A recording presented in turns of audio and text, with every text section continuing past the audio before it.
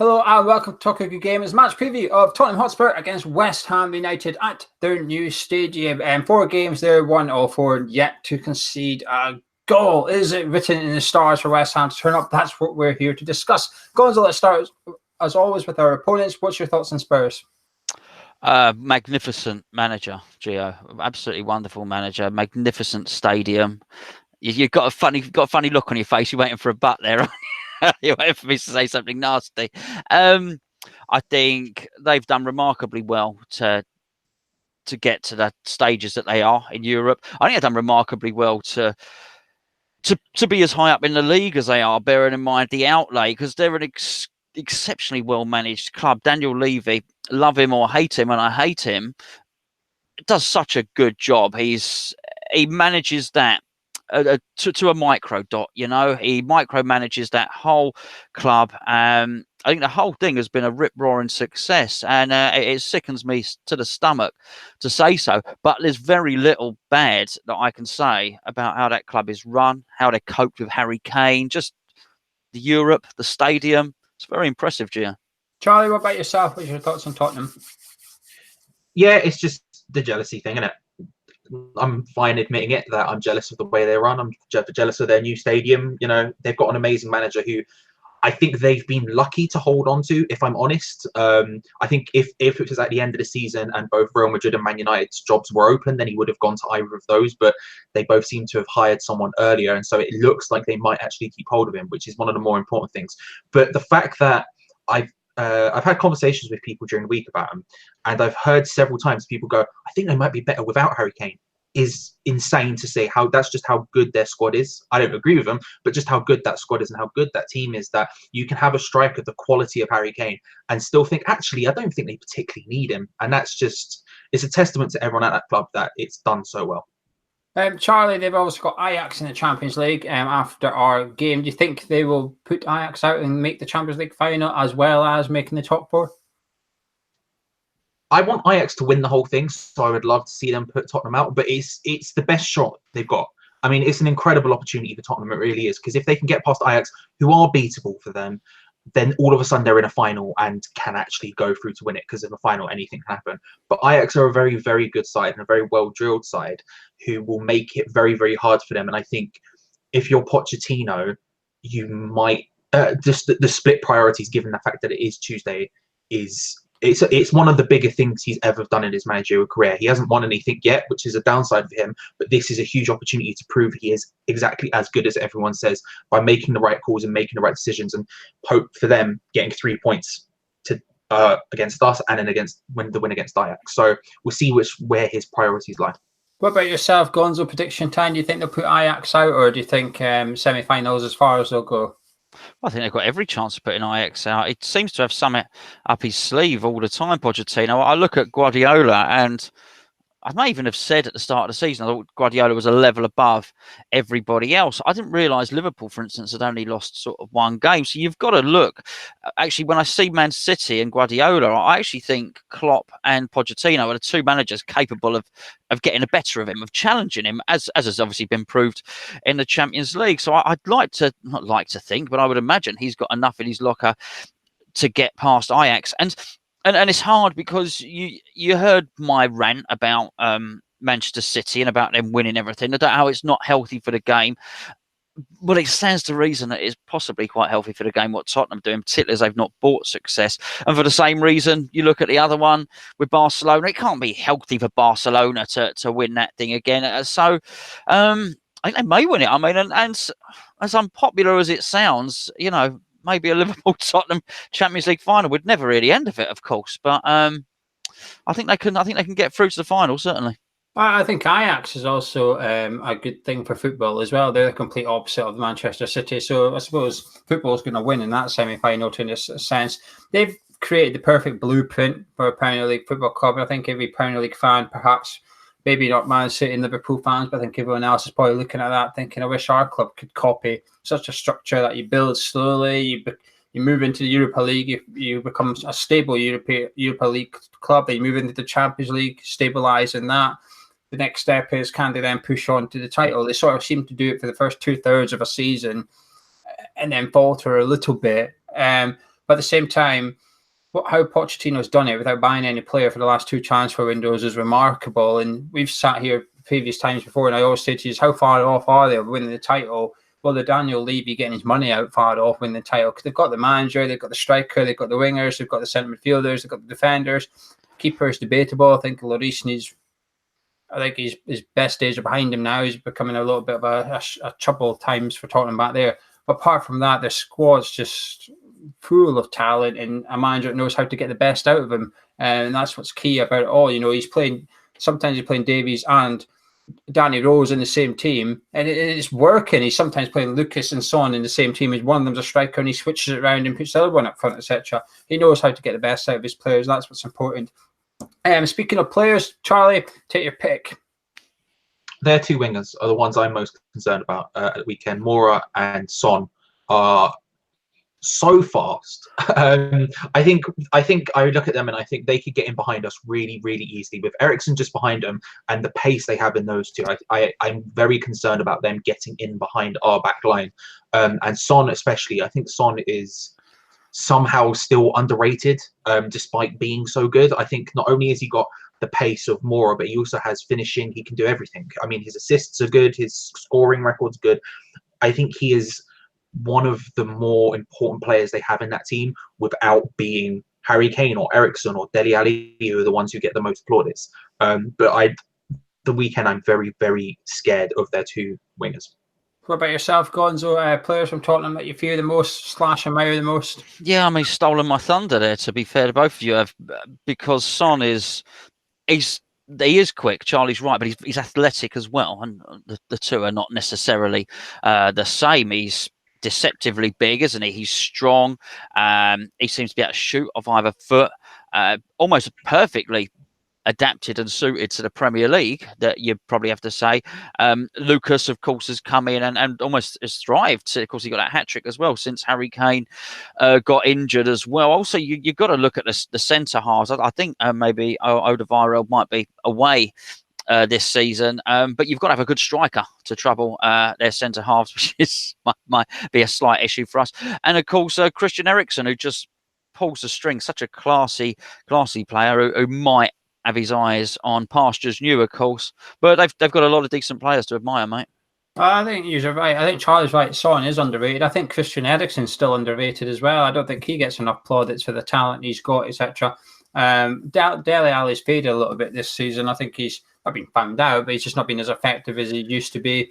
Harry Winks always impresses me whenever I watch Spurs. I remember when I watched Spurs at the start of the season, I used to think, what does he actually do? He doesn't really do much. He doesn't tackle. His passing's average. But as the season's gone on, he seems to have improved a lot. And I think there's a player in there, and if England can get him and Rice together with the likes of Loftus-Cheek in there as well, then I think there's a good pair in there. Boyth looks like he's going to be a good centre-back, but he's still a bit raw. He's still a little bit rough and ready. There's a foul in him, that's for sure, if you can get near to him. But anyway, enough about Spurs. Last thing is for West Ham fans, for the team news, if you like, is that Son will be playing, because although they have Champions League, he's suspended for the first leg, so he will be playing against us, unfortunately. If Pochettino does decide to rest 1 or 2 players, it will not be him.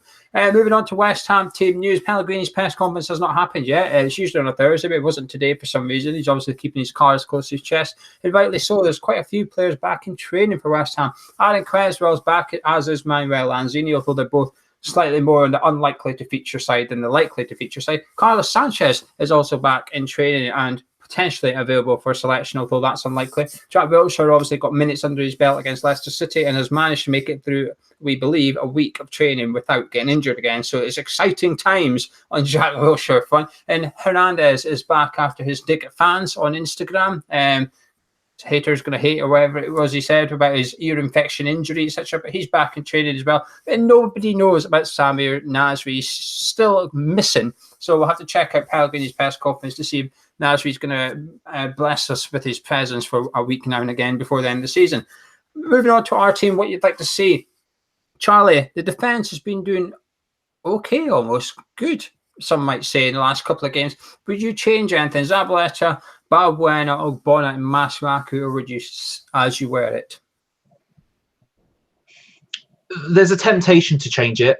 Certainly with pace, I just think Diop is faster than our other centre backs, and so there is certainly a temptation to put him in. But personally, I think there's no point in changing it. In my opinion, I think you just keep it as it was and try and just rest him as long as possible, because he's the only person I would bring in and feel maybe slightly more confident about the defence. I think you could make other changes, but my confidence levels either wouldn't go up or may drop. So for me, I would actually keep it the same and just relax and just keep him rested, because we've seen what he's done for an entire season. We might as well just carry on the partnership that seems to be working okay at the moment.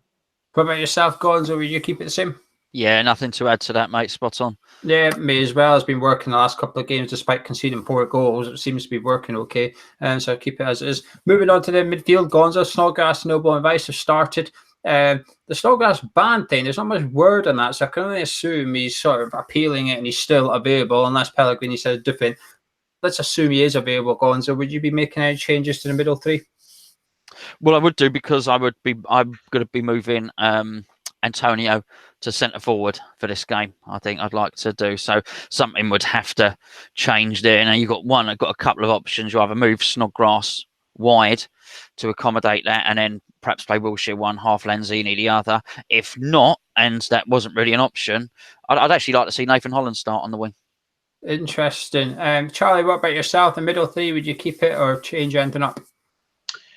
I would keep it, because I think you need the hardest working midfield three we can for this game. I think that's the way we're going to get anything. When we have the hard working three in the centre together, we seem to have done a bit better, especially against teams who are better than us and were overruling us in midfield. So for me, we keep it the same, specifically so we can try and outwork them as well. Because if they play, say, a similar way to they did against whoever was their last league game, I can't remember who it was against, then that midfield three might be a bit too attacking, and there could be space there if we actually put some shifting in that area. So I would keep the hardest working three that we can in that area. Interesting. I'll keep it the same as well. Snodgrass would be is tempting, but I thought he played really well last game. But I think set pieces are going to be vital for West Ham in this game, and I'll come on to that why in a second.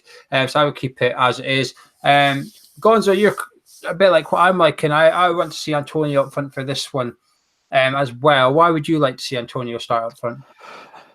Because I just think he poses problems. He's uncomfortable for defenders. I don't think you'd like to defend against him. I think he's going to offer something that they won't like. I bet they see skillful strikers, fast strikers, this, that, and the other, all season long, and they handle it. I think he just offers something different. I think he's unorthodox. I think he's good in the air, which I think is where they're weak there as well. I think he's got the power as well. I think he's strong. I think he's very, very strong. They won't fancy facing him at all. And added to the fact, I wouldn't be unhappy if I didn't see Hernandez or Arnautovic in a West Ham shirt again either. So there's only a couple of games left until the end of the season. And maybe there's a chance for Perez perhaps to come off the bench and show what he can do. But I just feel in my gut that Antonio can cause them problems. Gives us pace, gives us a ball in behind as well, because they're not the quickest. Well, Charlie, your front three, what would you like to see? Is there a case for Perez to start? He came off the bench against Leicester City and scored 2 goals. I'm incredibly tempted. I like Lucas Perez more than the vast majority of people seem to like him. I think his goal scoring record is very good for a West Ham striker. Let's be real. Let's put it into context. West Ham strikers are lucky to get any goals, and yet he seems to do it relatively consistently when he comes on. But that's the thing. I think for me, I would also start Antonio because I think when he plays up front in a counter-attacking way, which is sort of what we're going to be doing, we're going to be against Spurs at their new stadium when they're buoyant, given their Champions League successes of late. I think that's when Antonio up front does very well. He gives you a work rate that other people don't. We can play that through ball to him, and he will just headless chicken run onto it. And that's really all you can ask for him. And I think as much as I like Perez, and I would definitely bring him on at some point during the game to either change formation or as a replacement for Antonio, whatever happens, he's definitely in and around it for me. I just would start Antonio because I think in these sort of situations, we've seen it several times now where Antonio plays against a bigger team in a purely counter-attacking sense, but it sort of works up front despite his lack of technical ability. Who else would you like to see start in the sort of the attacking midfielders role then, Charlie, alongside Anderson? It would be Anderson and Diangana for me. I like him. I don't think he's played spectacularly the last couple of times he has played, but he's young and he's going to make mistakes. And I think keeping faith with him is something I would be very, very happy to see us do, especially going into next season when we know he's definitely going to be here. I would hopefully step up. And it's a huge game. And if he imagine he does something well, all of a sudden the away section is going to be hugely supportive of him. Just being on the pitch, they'll be hugely supportive of him. But if he does something well, it'll go incredible for him. So I would be Diangana on the other side of Anderson. Interesting. Not often this happens. My 11 is exactly the same as Charlie's. I want Antonio for a different reason to you two, because he can change when you're defending a lot. I've watched the last 2 or 3 games of Spurs, and they played Brighton the last game when it was 0-0 till quite late on, and Eriksen scored. And before that, it was Huddersfield. Now, while they won comfortably, there was a period where Huddersfield were trying to hold them out, and it was almost working, just sitting behind the ball against Spurs and saying, what have you got? And it was working for Brighton as well. But both what those teams didn't have was an outlet. Whenever the defence got the ball, they were literally trying to boot out for a throw-in halfway down Spurs' half, or they were trying to land it in between the halfway and 18-yarder for Lloris to come and get it. And while he was doing that, everybody was trying to have a breather. Antonio allows you for something to aim at or something to chase, or even if he just wins a throw-in on the halfway line, you can take about 90 seconds to go take that throw in, which is a very long time when you're under the cosh, etc., to get a breather, get reorganised, move things about a little bit. And I think that's important. I would like to see Diangana. I just think he's fearless. I just think he's willing to have a go at a fullback. He's willing to chase them. And, you know, Spurs' left backs, they both commit a lot of fouls. Davies and Rose will dive in at you, basically. And if you can nip the ball past you, he will. You can get one of them on a booking and keep going at them, etc. You pose a lot of threat there. So I would put Diangana in as well. Gonzo, are you confident? I mean, in our last 8 away games, we've got 1 point and scored 2 goals. Yeah, I think given the context, there's 2 things you have to take into context. Number one is we do seem to turn up a lot of times against Tottenham. The players seem to be aware. I guess Mark Noble would be usually responsible for that this is the game everybody wants to win. All the fans want to win. We want to beat Tottenham. Also, you just cannot underplay the importance of this Champions League.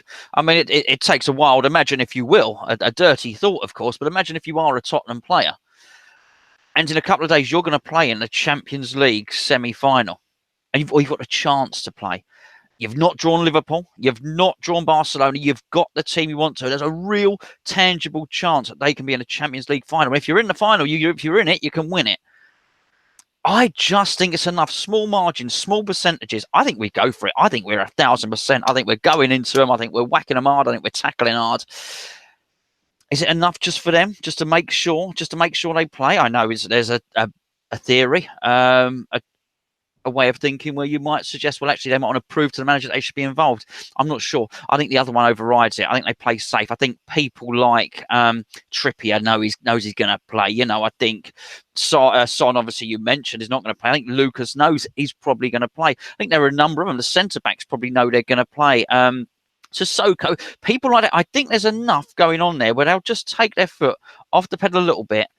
And it must be like a kid at Christmas, knowing you've got a Champions League semi-final in 2 or 3 days. They must be so excited. I bet they can barely sleep. Butterflies and all the rest of it. I think it's enough for them to take their eye off the ball. And I think we can do a job, mate. Interesting. Charlie, do you agree with Gonzo? Are you reasonably optimistic? I am, and I think it's because I think he will leave players out for this game. I think if you look at the fixtures of the teams around him, because he's also got to juggle the fact that he's still pushing for top 4 as well. Because if they don't win the Champions League, and there's just as big high an opportunity of them not winning it as they do, then they're going to need top 4 to get into the Champions League again. And that's sort of an imperative for them to continue to grow as a club, especially if they want to keep hold of a lot of these players.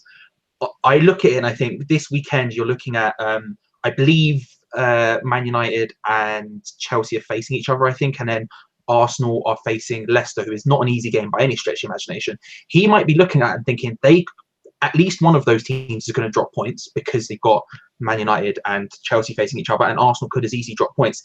If he's going to rest players, this is a safe game to do it in.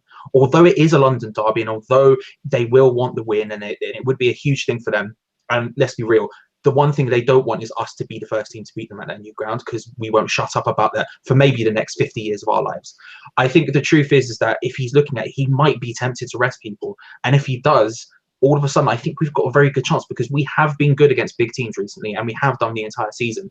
So I am relatively optimistic. Against my better judgment, I do think there is something in this game for us. I think this is the one game we've got to be motivated for. And I've been reasonably happy with what I've seen. Second half against Chelsea, the whole game against Man United, I thought Leicester was a little bit, but this game is a little bit different.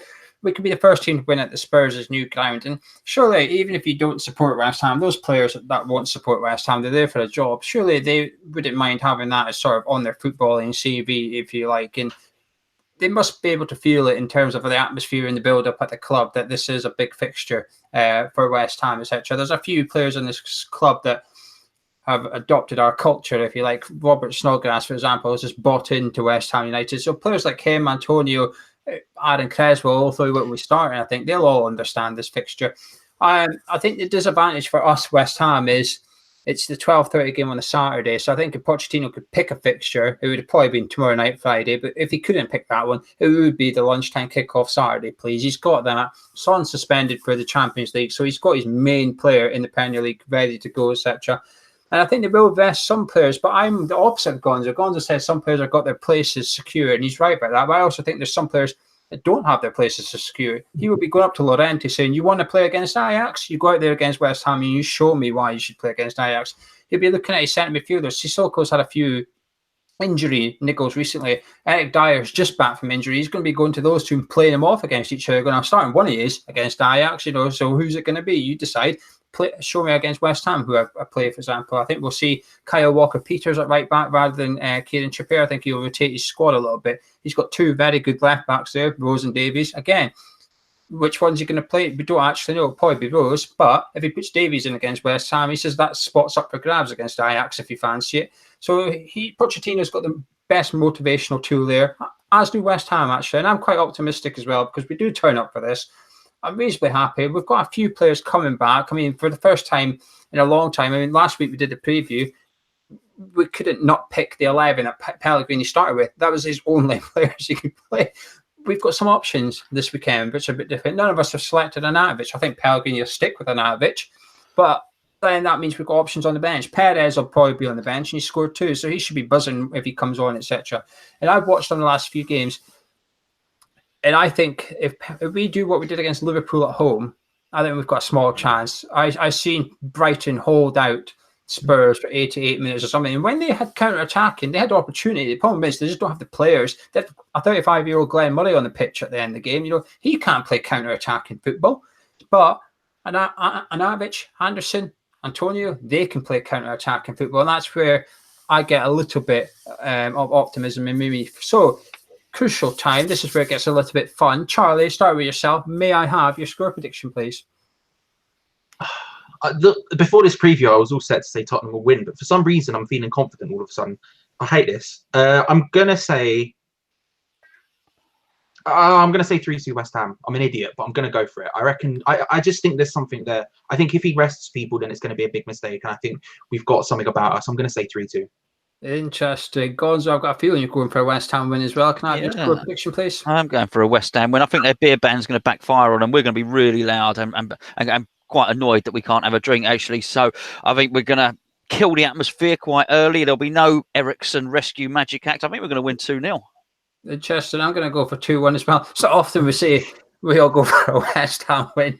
Never mind away to a team in the third in the Premier League with a Champions League semi-final coming up. But there you have it. The West Ham rose-tinted glasses are well and truly on, and we're all predicting 3 points for West Ham. You can join us Saturday straight after the game where we'll be doing our review, hopefully discussing the win. You can join us also for the build-up show, which is 11:30. It's an early start. 11:30 in the morning, we'll be doing the build-up show on the Fulham channel. Link is in the description. Subscribe to that. Don't tune into Sky Sports because all they're going to be talking about is how Liverpool beat Huddersfield the night before and now top of the Premier League. What will Man City do? You don't need to listen to that. So come and join us. Me, Charlie, and someone else will be talking about West Ham's 11 and having a look at the Spurs one as well and giving us last minute thoughts.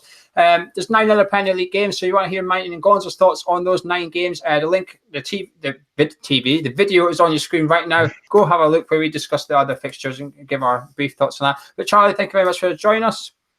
No worries. Thanks for having me. Gonzo, enjoy the game. I certainly will. I definitely will. Thank you.